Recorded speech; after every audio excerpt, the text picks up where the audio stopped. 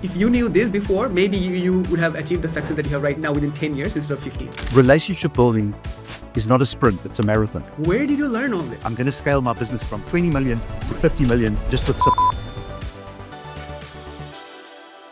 Hey everybody, welcome back to Thriving in Australia podcast. And today we have an amazing person who is, in my opinion, is an expert in branding.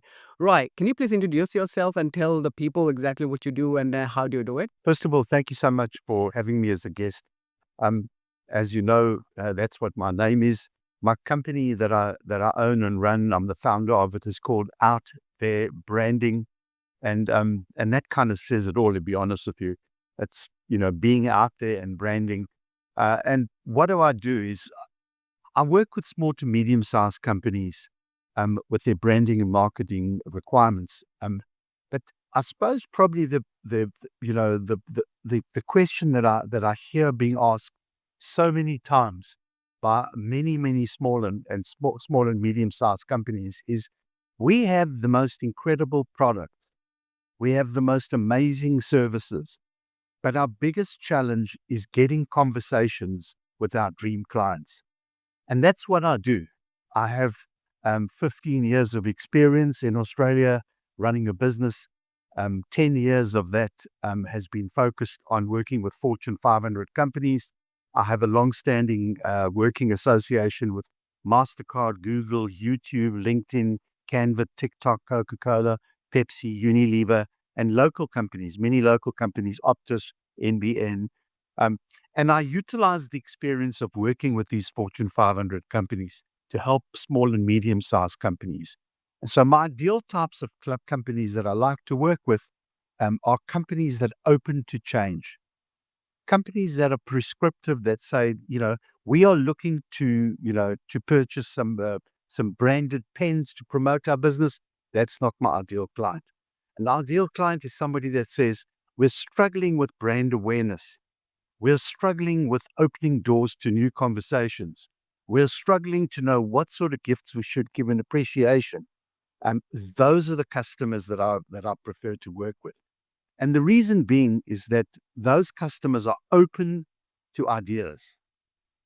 And that's the key element for my kind of ideal client, is somebody that is interested and open to working with somebody that's reasonably knowledgeable, that's got the knowledge and experience of having worked with Fortune 500 companies for the last 10 years.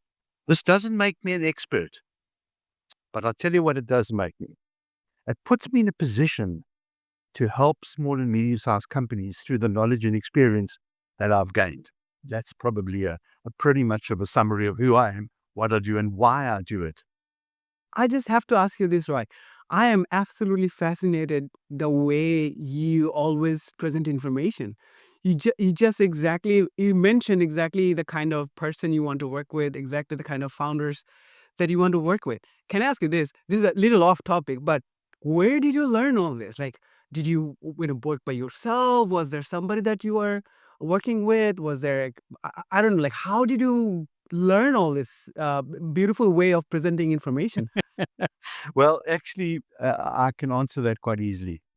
I've been involved on audio events for the last 7 to 8 years, and that is LinkedIn audios, Clubhouse, all sorts of audios and podcasts that I've been interviewed on. So, over the years, I've honed in and zoned in on what my ideal client looks like. So because I do these events pretty often, I'm reasonably confident about what I need to know and how I need to convey it. So the important things that most companies or people don't get their head around is, what do you do? Who are you? What is your business about? Why are you doing it? So tell us who you are, what you do, who you serve, what does your ideal client look like? And here's the most important question. What do you want to be known for?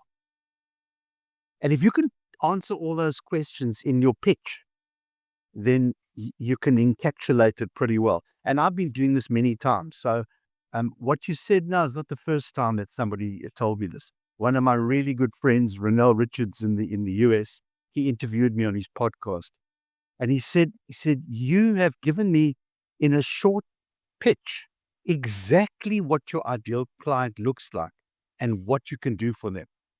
So I'm very grateful that you picked that up, but I've worked on this for many years. So Yeah. anybody that wants to know, what do you do, you've got to be able to articulate that in a very short space of time. Most people will start telling you the experiences that they've had.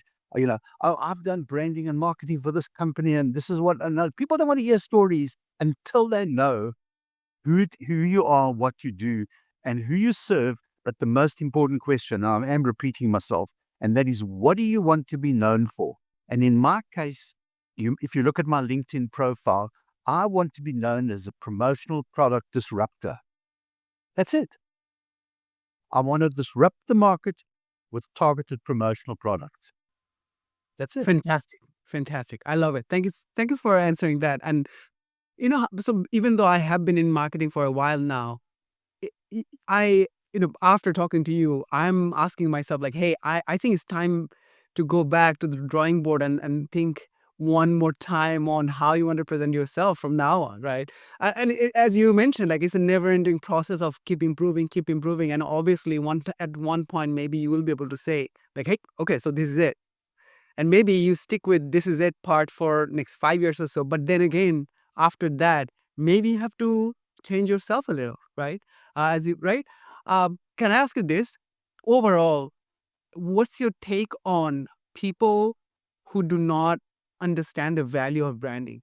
At the end of the day, we all know that companies, especially small to medium companies, they want to see return on investment, probably tomorrow, right? And I completely understand your target customers are not people who do not want to change.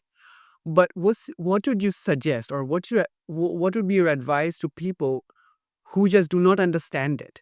That the fact that branding or building the trust is probably a lot more important than trying to close the sale tomorrow, because that's probably not going to happen. What's your take on it?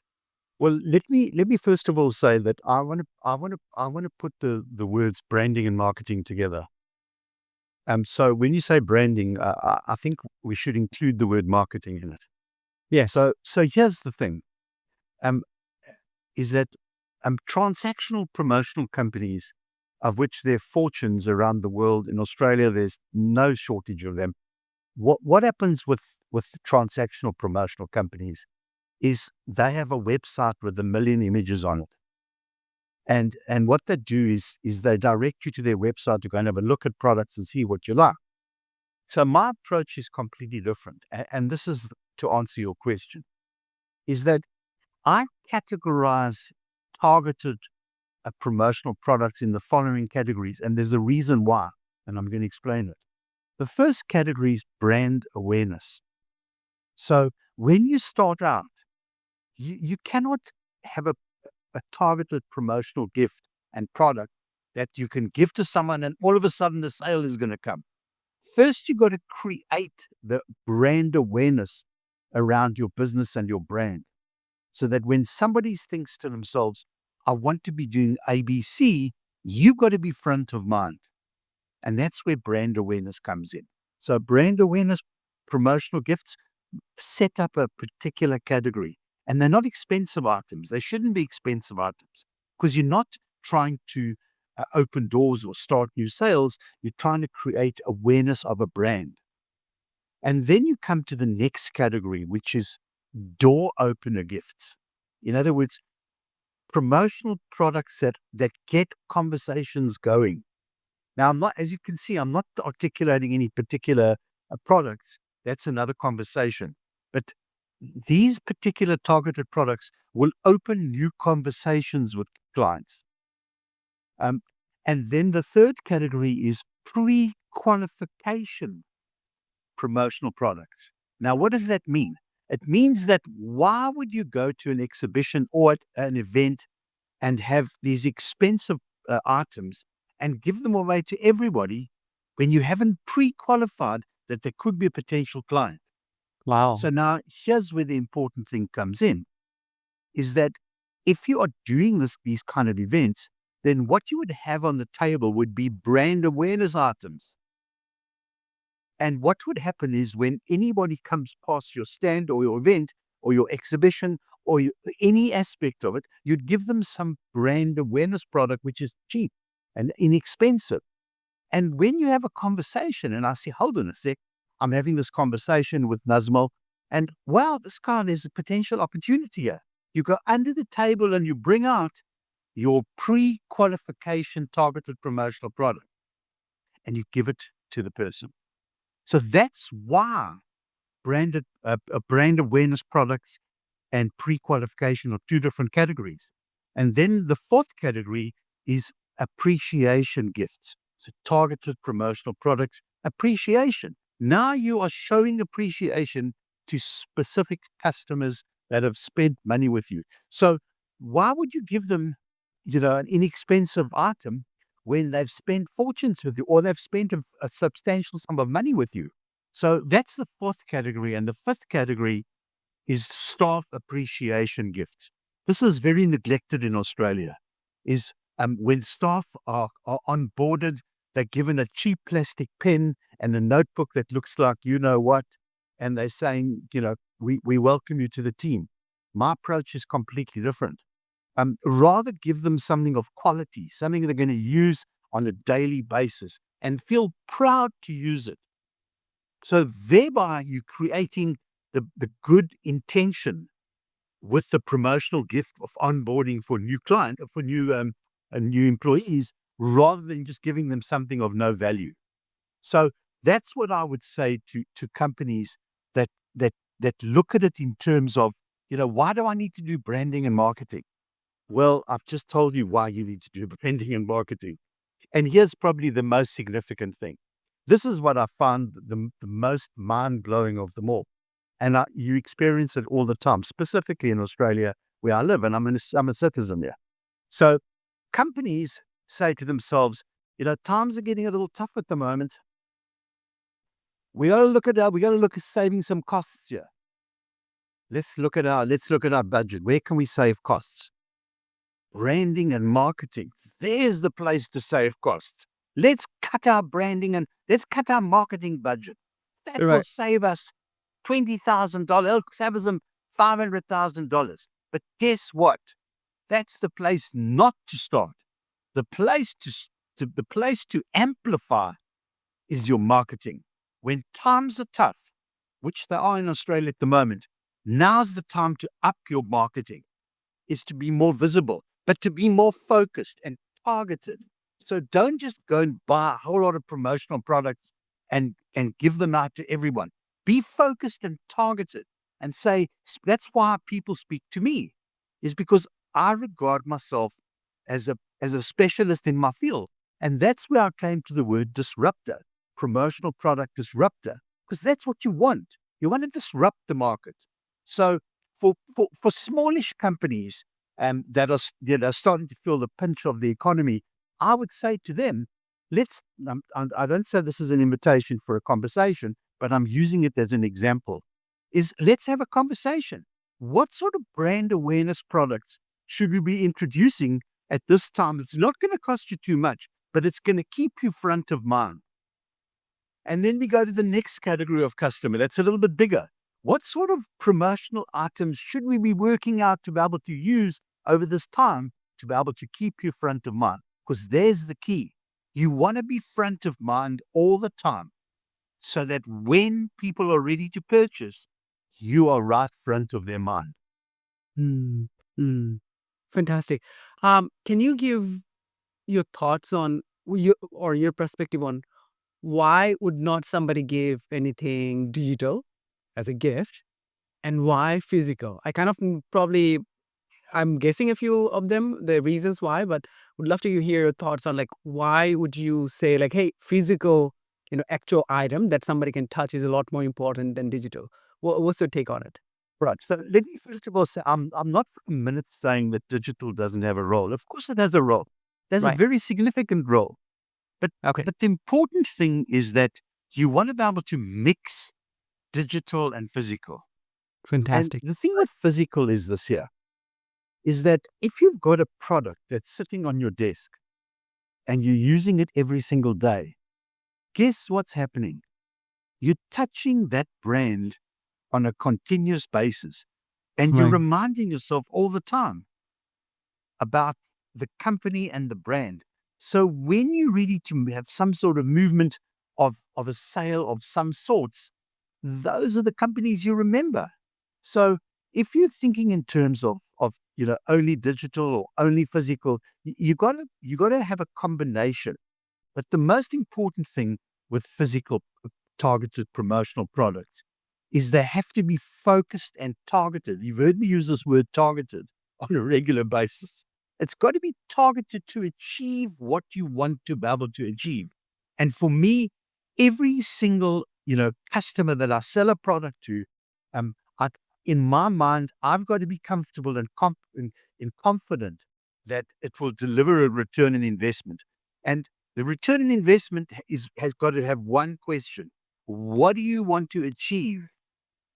And thereby we go back to what I spoke about before. Do you want to achieve brand awareness? Do you want to achieve new clients, conversations? Do you want to achieve pre-qualification? Do you want to show appreciation? Or can you see where I'm going with this? It Yeah, yeah, all, absolutely. it all comes back to that one question: what do you want to achieve with Right. targeted promotional products? Love it. Love it. Love it.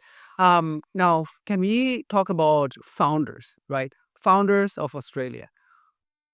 When it comes to small to medium sized companies, there are a lot of struggles, and especially with the small companies or small businesses, we can talk about their struggles all day long. In your opinion, how are they different from, let's say, other founders in North America, or Europe? Like how do they think differently?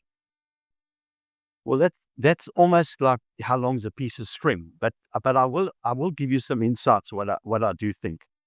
And let's clarify what a small company is. A small company is a company that's been around for a shortish period of time.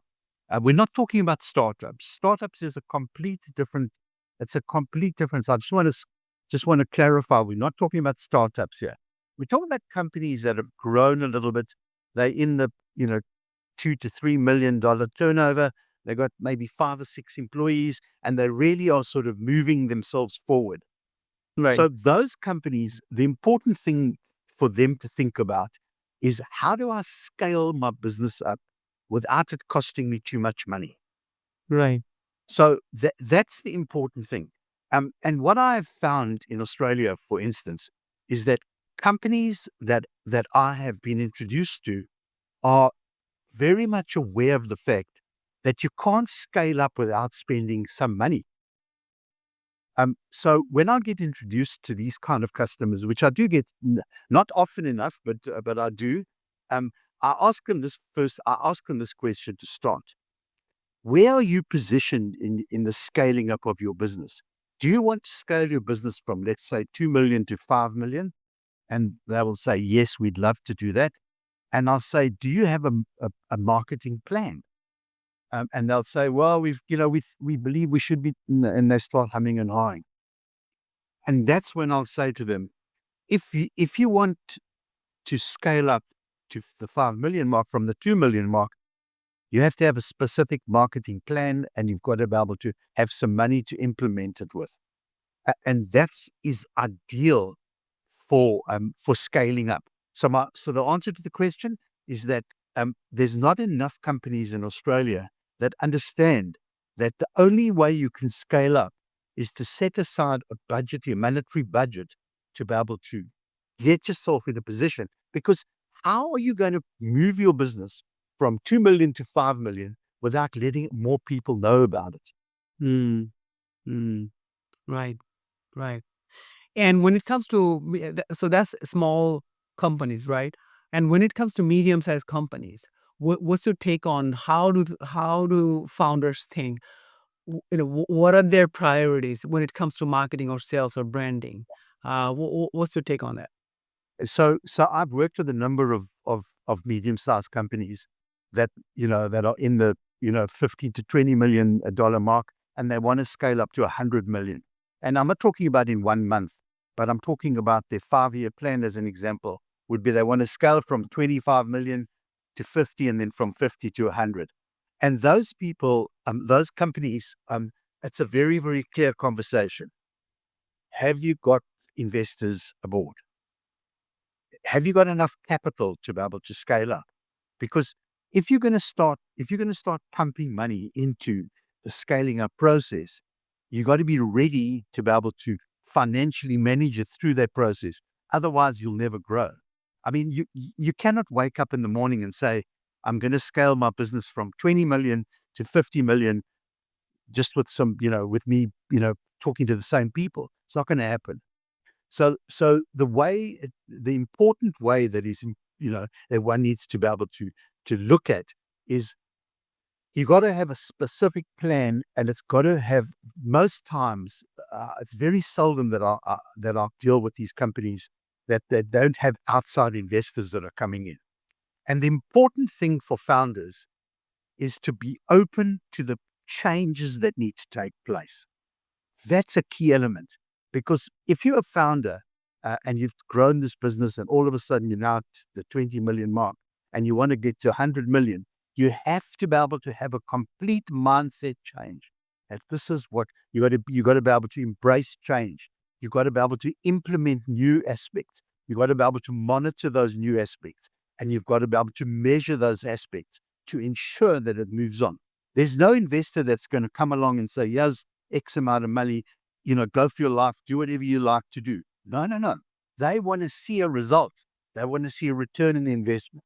So the important thing for those medium-sized founders is to be open to change. That's the key element. Hmm. Fantastic. Now, can we talk a little bit about your own company, Out There Branding? Can we talk about the early ages of the company when you started this company in Australia? Like, what was your approach? What were your thoughts? And maybe you can share one or two mistakes that you would like people who want to start the business right now avoid. That might save, few years of their struggle, right? So I always believe that right information can save you a lot of time and money and headache, right? So, for example, it has been, as I can see from your LinkedIn, it's been 15 years you've been running Out There Branding. One or two mistakes that you would love to share, that if you knew this before, maybe you would have achieved the success that you have right now within 10 years instead of 15, realistically. Well, let me say this, that there's a lot of takeaways, that one can look back on, and there are a lot of things that made a difference. So I suppose probably, let me start off with probably the most important lesson that I learned through the years, and that is, relationship building is not a sprint; it's a marathon. You can't build relationships overnight. So the challenge that most startups have is that they enter the business world with a very limited amount of capital, and then they can't understand why they can't grow. So when you start out with limited capital, there's one thing that you're generally dependent on, and that's a sale. Without a sale, you're not going to bring in any money. So startups come in with a small amount of capital, and they've got this great idea, and then they think to themselves, "Well, this is going to work," and they start trying to sell, sell, sell, sell, sell. So one lesson that I believe is that I can refer back to is, if I'd known, when I set out, that the best way to start is actually to invest in an existing business that is ready to scale up. And because the business is ready to scale up, your capital will help it scale up. And that's the lesson that if I knew now what I'd like to have known 15 years ago, that's the one single important thing that I'd like to have known, is that I would rather have invested in a company ready to scale up rather than starting out fresh and brand new. But here's some of the important things that I've that I've learned, and I'm going to share one story with you, because that is the single most important story that really kickstarted my business. When I arrived in Australia, I started this business, and the two things I've always held close to my heart. One is going above and beyond. In other words, doing more than what is asked and expected of you. And the other is under promising and over delivering. So don't promise something that you can't achieve. So what happened was, I started working with one of the V8 supercar teams, the Pepsi Max team, and they ordered some of their pit garage prints to be able to put into their existing frames. And I made the prints, and on their instruction and with their measurements, and I delivered the prints to them. It was on a Tuesday, and the start of the V8 Supercar series was on the weekend. It was on Tuesday. I delivered it to them, and I dropped it off, and I left. And I had a phone call about 20 minutes later, and they said to me, "These prints do not fit into the frame. They're too big for the frame." So I said, "I'll tell you what, I'm going to turn around and I'm coming back," which I did. And I got back there and I saw that the prints were too big for the frame. Now, here's the important thing. They gave me the measurements. I didn't wish any of my own measurements. And they Mm, signed the artwork off with the incorrect measurements. So mm, here's the first thing that I wanted to share about this particular story. I could have started with blame pointing. I right. could have said to them, "This is your guys' mistake. You gave me this. You did this." So I don't focus on the problem, because the problem's not going to go away. I rather focus on the solution. And so that's what I did. I said, "Look, this has happened." I said, "There's no reason for us to work out who's right and who's wrong. Let's work out a solution." So I said to them, "Let me take this back with me." Now, here's the interesting thing. I'd just been in Australia for maybe a year. I had no connection to how am I going to sort this out. I had no idea where I could get someone to cut the fabric and then sew up that one little piece. And in other words, make the fabric smaller to fit into the frame. But I took it away with me. I phoned up to somebody that I knew, and they said to me, "Why don't you try this place?" And I went there, and they had all this whole lot of machinists, and they were busy cutting and making things. And I said to the woman, she owned the company, I said, "Can you help me?" She said, "Yes, sure, I can do it in about 3 weeks' time for you." I said, "No, no, no, let me explain my problem here." I said, it's Tuesday afternoon now. I said, "I got to have this ready by Thursday." I said, "But I'm not asking you, if you can help me. I want to tell you my story." And I told her, I said, "I've just arrived from South Africa. I've started this new business. This is what's happened. The customer gave me the wrong. If I can get this right, I would have created a miracle, and I cannot create that miracle without you." I must have hit her heartstrings. She said to me, "We'll get onto it straight away for you." She said, "It's Tuesday afternoon now. Can you come back Wednesday afternoon, tomorrow afternoon, and come and fetch this?" Wow. Which I did, and I delivered it one day earlier than they expected, and the rest is history. They introduced me to all the sponsors, Castrol, Pepsi Max, and so it went on. And that's how I got my foot in the door. Was I took on something that was solution-based rather than pointing fingers to them. And that's what launched my business, was I was prepared to work out a solution for customers. And even to this day, when somebody calls me and says to me, "Oh, this is incorrect," or "That's incorrect," or you told us it would be this," I know I do not promise things that are not possible. And I come back to going above and beyond like I did for that, and under promising and over delivering is when somebody says to me, "Look, I've got this event and it's in 3 days' time and I need this." I say to them, "No, no, I cannot do it." And they'll say, "But can't you try?"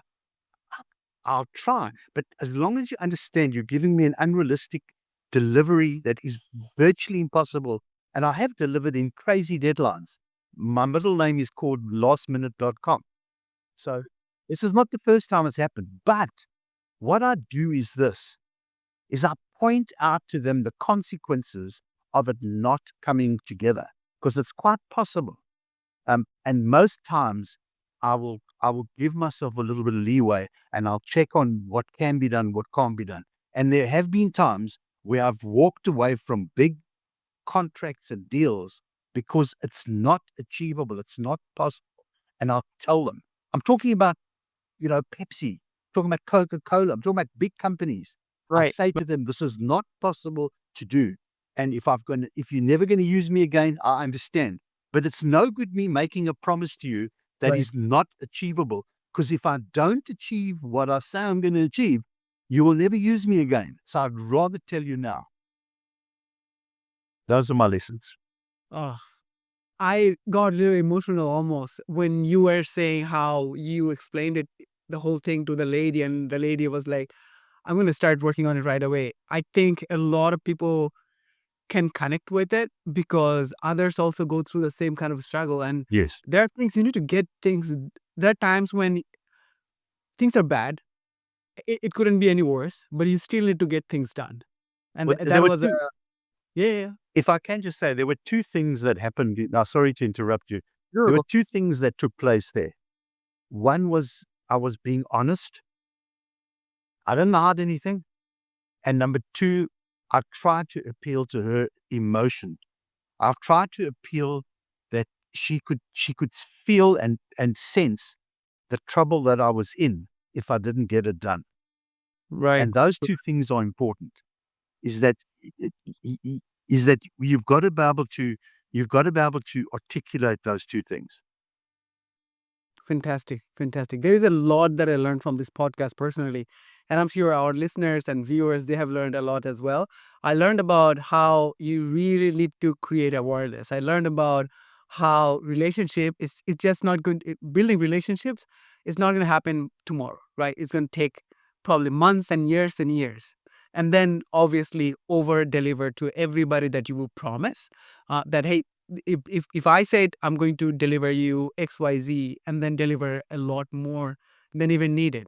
So, love that. I love your middle name as well, lastminute.com. This right. This was fantastic. I learned a lot. To everybody else who listened to this podcast, we would really appreciate if you hit the subscribe button and hit like. And if you're listening to this podcast from any other channel, do follow us on those channels. Right. Anything else that you want to say before we wrap up the podcast? No, just that I'm a very active participator in LinkedIn, and I would welcome a follow of me on LinkedIn. I'm a I'm a regular content creator. I do a whole lot of audio events. One thing you might not know about me is in 2022, I was named as the audio person of the year globally. So internationally, the global audio person of the year. And then the last part with regards to LinkedIn is I have a company page called Out There Branding. I would welcome a follow of the company page. I don't use it as a sales platform. There's another lesson that I learned. Do not sell on LinkedIn. Rather show how you can solve challenges of other companies and show the outcomes that you help them with by achieving and by offering targeted promotional gifts and ideas. So my own LinkedIn is under the name of Roy Kowalski, and my company LinkedIn is under the name of Out There Branding. And I thank you, Nazmal, for having me as a guest. Absolutely. It was pleasure having you on this podcast, Roy. I'll give all these two links down below on the description so everybody can just click on the links and go follow Roy. Roy, one more time, thank you so much for being on this podcast and see you on the next one. Have a good one.